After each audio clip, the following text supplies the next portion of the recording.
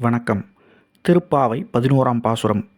கற்றுக்கரவை கணங்கள் பலகரந்து செற்றார் திரளழிய சென்று செருச்செய்யும் குற்றம் ஒன்றில்லாத கோவலர்தம் பொற்கொடியே புற்றரவு அல்குல் புனமயிலே போதராய் சுற்றத்துத் தோழிமார் எல்லோரும் வந்து நின்று முற்றம் புகுந்து முகில்வண்ணன் பேர்பாட சிற்றாதே பேசாதே செல்வப் பெண்டாட்டினி எற்றுக்கு உறங்கும் பொருளேலோர் எம்பாவாய். மார்கழி அதிகாலை கண்ணன் புகழ் பாடிக்கொண்டே சக தோழிகளை அழைத்து கொண்டு பிற தோழிகளை எழுப்ப வீடு வீடாய்ச் செல்லும் ஆண்டாள் ஆங்கொரு தோழியை எழுப்ப முயல்கிறார். நீண்ட நேரம் எழுப்பியும் எழாத தோழியை பார்த்து ஆண்டாள் இப்படி பாடுகிறாள். கன்றுகளுடன் கூடிய பசுவிடம் அன்பு செலுத்தி பால் கறப்பவன், பகைவர்களை துவம்சம் செய்யும் பேராற்றல் மிக்கவன் அந்த கண்ணன்.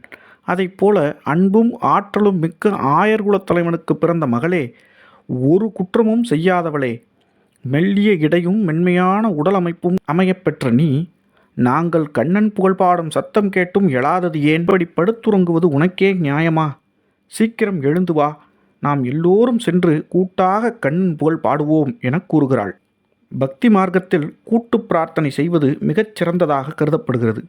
தான் மட்டும் பக்தி செய்து இறை அருளை தனித்துப் பெறுவதை விட பிறரையும் பக்தி மார்க்கத்தில் பயணிக்கச் செய்து அனைவருக்கும் ஆண்டவன் அருள் கிடைக்கச் செய்வது இன்னும் சிறப்பு. உணர்த்தவே தான் மட்டும் கண்ணன் புகழ் பாடுவதோடு இல்லாமல் தோழியர்களையும் எழுப்பி பாட வைக்கிறாள் ஆண்டாள் நாச்சியார். நாளை இன்னொரு பாசுரத்தில் சந்திப்போம். தொடர்ந்து இணைந்திருங்கள் பாரத பயணத்தில். நன்றி, வணக்கம்.